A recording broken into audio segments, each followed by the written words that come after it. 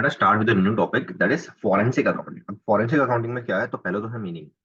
First is meaning, what is the forensic accounting, तो उसका meaning है। सो फॉरेंसिक फॉरेंसिक अकाउंटिंग क्या होता है? तो forensic accounting is the application of investigative and analytical skills. Application application of investigative and analytical skills for the purpose of resolving financial issues। for the purpose क्या होता है? For purpose of resolving financial issues for the purpose of resolving financial issues in a manner that meets standards required by court of law। तो meaning क्या होता है forensic accounting का? Application of investigative and analytical skills. Application of क्या? Investigative and analytical skills for the purpose of resolving financial issues. Now difference between सादा और ये जो फॉरेंसिक अकाउंटिंग अदर ऑडिट्स और फॉरेंसिक अकाउंटिंग में क्या फर्क है? सो डिफरेंस क्या है? डिफरेंस है टीओ पाओ टीओ पाओ टीओ पाओ टीओ पाओ टीओ पाओ टीओ पाओ टीओ टू पाओ टू पाओ टीओ पाओ टू पाओ टू पाओ टू टू पाओ टू पाओ टू पाओ टू पाओ। अब पहले अदर ऑडिट्स और ये फॉरेंसिक अकाउंटिंग। अब टी से क्या होता है? टी से होता है टेक्निक। तो अब टेक्निक, तो अदर ऑडिट्स में कौन सी टेक्निक्स होती है? Compliance and substantive.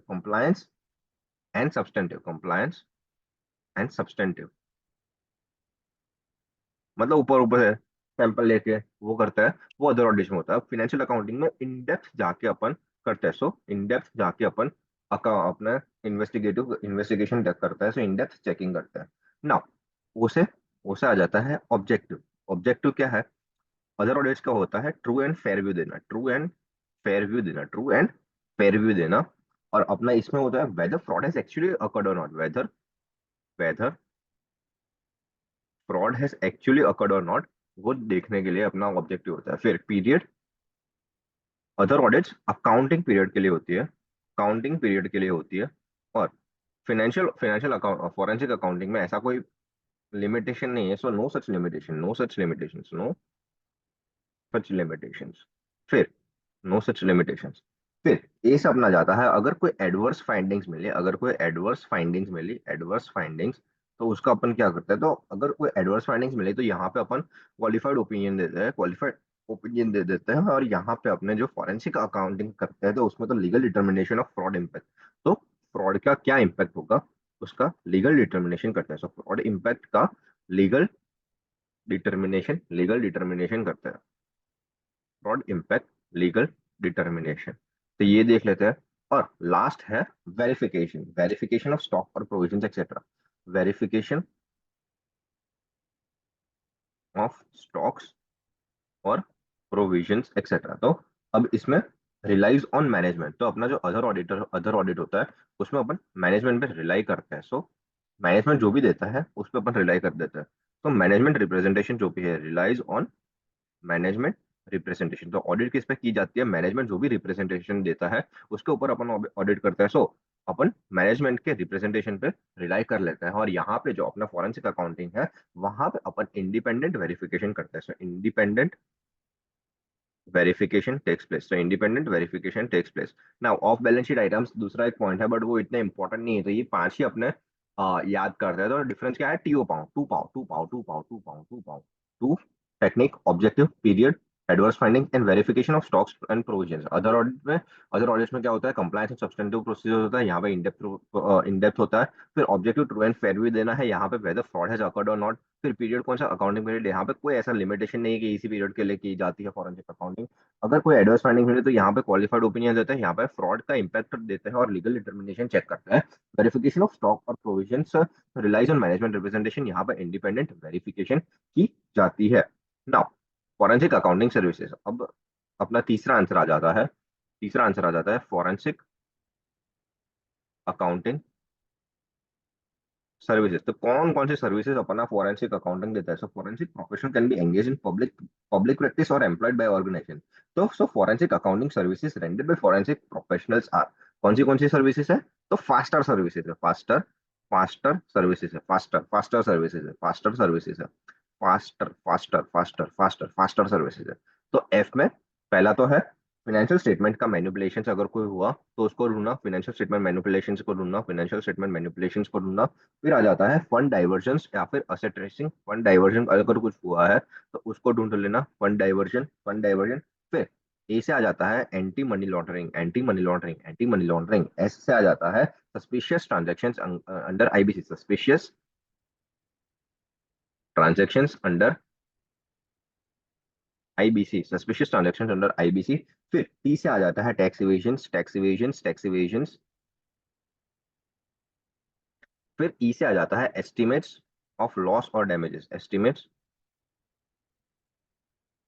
Of loss और डैमेजेस। एंड आर से आ जाता है रिलेटेड पार्टी ट्रांजेक्शन, आर से आ जाता है रिलेटेड पार्टी ट्रांजेक्शन। तो फॉरेंसिक अकाउंटिंग सर्विसेज कौन सी होती है? तो फास्टर सर्विसेज होती है, फास्टर सर्विसेज। फास्टर फास्टर की सर्विसेज देता है, फास्टर की सर्विसेज फॉरेंसिक अकाउंटिंग प्रोफेशनल देता है। तो फास्टर में एफ से क्या है, फाइनेंशियल स्टेटमेंट मैनिपुलेशन जो भी किए है वो देख लेता है। फिर एफ से अगर कोई फंड डाइवर्जन हुआ है, उसका असेट ट्रेसिंग करना है, तो वो अपना फॉरेंसिक अकाउंटर देखता है। फिर अगर कोई एंटी मनी मनी लॉन्ड्रिंग हुआ है तो उसको ट्रेस करने के लिए अपना फॉरेंसिक अकाउंटर होता है। फिर सस्पिशियस ट्रांजेक्शन अंदर आईबी से अगर कुछ हुआ है तो उसको जानने के लिए फिर टैक्स इवेशन से अगर कुछ हुआ है। एंड ई से होता है एस्टिमेट्स ऑफ लॉस और डैमेज। एंड आर से आरपीडी। तो फॉरेंसिक अकाउंटिंग सर्विसेज कौन सी है?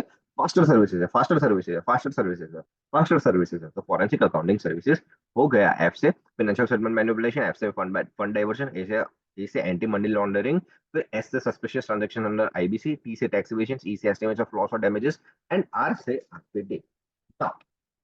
Process of forensic accounting, process of forensic accounting, process of forensic accounting. अब प्रोसेस तो बहुत इजी है, प्रोसेस तो कुछ ऐसी खास नहीं है, इसमें एक ही पॉइंट मेन इंपॉर्टेंट है, बाकी तो प्रोसेस में कुछ लेना देना है नहीं। तो process of forensic accounting, process क्या है? Process of forensic accounting. तो पहला स्टेप होता है इसमें, पहला स्टेप है इनिशियलाइजेशन। First step is initialization, initialization. Forensic accountant आके क्या करता है? इनिशियलाइज करता है। So meet the client to obtain the understanding of important fact. तो इसमें क्या करना है? Understand the important facts, understand the important facts. पहले स्टेज में यही करना है, इनिशियलाइजेशन। फिर सेकंड स्टेज क्या होता है? Develop a plan, develop plan, plan को डेवलप करो कि भाई कैसे ऑडिट कर, कैसे अपने इन्वेस्टिगेट करेंगे वो सब है। सो develop plan by considering knowledge gained on meeting with the client and carrying out initial investigation. तो ये जो अपना अंडरस्टैंडिंग मिला उसके हिसाब से प्लान बनाओ और अपना क्या क्या करना है वो देख लो। फिर ऑब्टेन एविडेंस, थर्ड पॉइंट आ जाता है obtain the evidence, obtain the evidence, obtain evidence. अब इसमें क्या है? Evidence should be sufficient to prove identity of fraudster, mechanics of fraud, scheme and amount of financial loss. तो क्या क्या ढूंढना है? आइडेंटिटी ढूंढनी है तो कौन है फ्रॉडस्टर, किसने फ्रॉड किया है। फिर अमाउंट ढूंढना है और क्या टेक्निक्स, क्या मैकेनिक्स, क्या टेक्निक्स यूज की थी टू डू द फ्रॉड। तो ऑब्टेन एविडेंस तो आइडेंटिफाई, आइडेंटिटी जानने के लिए, फिर अमाउंट और टेक्निक्स जानने के लिए अपने ऑब्टेन एविडेंस, एविडेंस को ऑब्टेन करो। फिर फोर्थ पॉइंट आ जाता है perform the analysis, perform the analysis, perform the analysis. तो अब एनालिसिस अपन कैसे करेंगे? So perform the analysis, perform the analysis. अब एनालिसिस कैसे करेंगे? तो पहले तो अपन summarise large number of transaction, summarise summarise large number of transaction. फिर estimate the damage, calculate the economic damages, calculate economic, calculate the economic damages, उसका economic damages calculate करो। फिर थर्ड पॉइंट अपना आ जाता है लाइन वाइज ही जाना। फिर performing present value, present value ढूंढो। फिर रिग्रेशन, रिग्रेशन एनालिसिस करो, रिग्रेशन और sensitivity, regression and sensitivity analysis करो, रिग्रेशन एंड सेंसिटिविटी एनालिसिस करो। फिर अपना पॉइंट आ जाता है, फिफ्थ पॉइंट आ जाता है performing tracing of assets, perform tracing of assets. और लास्ट पॉइंट आ जाता है चार्ट देम, हम उसको चार्ट फॉर्म में, चार्ट्स एंड ग्राफिक्स में टेबुलेट कर दो। सो यूटिलाइजिंग चार्ट्स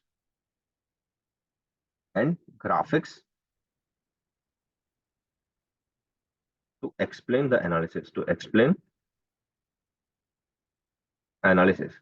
तो ये एक लाइन में ही पॉइंट है, तो ये एक सुर में ही गाना है। तो पहले तो परफॉर्म द एनालिसिस में क्या क्या पॉइंट है? तो पहले तो पहला है summarise large number of transaction, फिर कैलकुलेट द इकोनॉमिक डैमेजेस, फिर प्रेजेंट वैल्यू ऑफ लॉसेस को ढूंढो, फिर उसको रिग्रेशन एनालिसिस और सेंसिटिविटी एनालिसिस करो, फिर perform the tracing of assets and last point है utilising charts and graphics, utilise the charts and graphics. तो पहला पॉइंट है समराइज, फिर calculate the economic damages, present value, regression and sensitivity analysis, फिर perform the tracing of the assets and last है utilising charts and graphics. तो fourth point हो गया performing the analysis, the analysis perform कर ली। अब fifth point आ जाता है reporting. Reporting,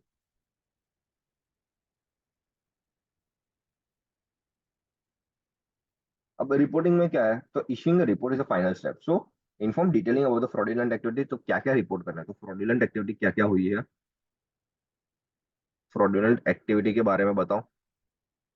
if any has been found, फिर section on nature of assignment, scope, limitations, nature, scope, limitations, उसके ऊपर एक सेक्शन बना दो। फिर आ जाता है शेड्यूल्स एंड ग्राफिक्स,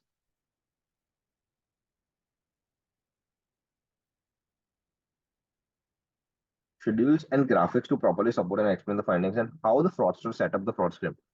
How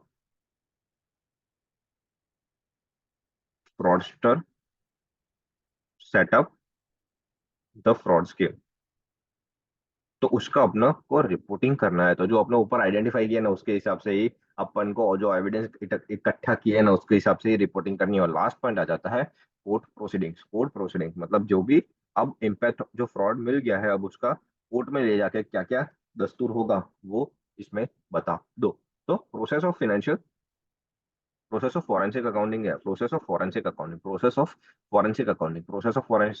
पहला इनिशियलाइजेशन करो, फिर डेवलप प्लान करो, ऑब्टेन एविडेंस करो। अब ऑब्टेन एविडेंस में आइडेंटिटी क्या है, अमाउंट कितना इन्वॉल्व है, टेक्निक्स क्या यूज किया है, उसके लिए एविडेंस करो। फिर परफॉर्म द एनालिसिस, ये एक इंपॉर्टेंट है, परफॉर्म द एनालिसिस। फिर रिपोर्टिंग करो, और लास्ट में है कोर्ट प्रोसीडिंग्स। लास्ट में है कोर्ट प्रोसीडिंग्स। अब परफॉर्म एनालिसिस में क्या क्या करना है, तो पहले तो summarise the large number of transaction, फिर calculate the economic damages, present value law, फिर regression and sensitivity analysis करो, फिर perform tracing of assets, and last utilization of charts and graphics to explain the analysis. Now that was it, the process of forensic accounting. Now last is forensic accounting and investigation reports। तो key elements of report क्या है, title, scope and objective, executive summary बनाओ, फिर reference to use of an expert, fact that assignment is conducted as per FAIS, forensic accounting and investigation standard, list of findings, assumptions, limitations and disclaimers, conclusion. तो क्या क्या लिखना है, तो report में क्या क्या चीजें आनी चाहिए, रिपोर्ट में क्या क्या चीज आनी चाहिए वो पॉइंट है। तो पहले तो रिपोर्ट में आ जाना चाहिए, पहला तो है अपना title, addressee and distribution list. फिर सेकंड आना चाहिए स्कोप एंड ऑब्जेक्टिव्स, वो आ जाना चाहिए। फिर थर्ड है एग्जीक्यूटिव समरी, आ जानी चाहिए। फिर रेफरेंस टू, अगर कोई एक्सपर्ट का यूज किया है तो रेफरेंस टू एक्सपर्ट, जो भी कोई भी एक्सपर्ट है तो उस पर उसको रेफरेंस दे दो। फिर फिफ्थ पॉइंट है fact that assignment is conducted as per FAIS के हिसाब से कंडक्ट हुआ है कि नहीं। फिर सिक्स पॉइंट आ जाता है लिस्ट ऑफ फाइंडिंग्स।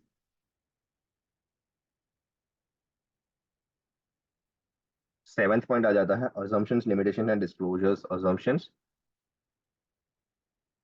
लिमिटेशंस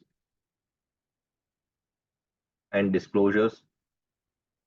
और लास्ट अपना आ जाता है कंक्लूजन्स, जो भी ड्रॉ हुए हैं वो। सो लास्ट में आ जाता है कंक्लूजन्स ड्रॉ। तो ये सात आठ पॉइंट है, उसको ध्यान रखना है बस। That was it, the forensic accounting.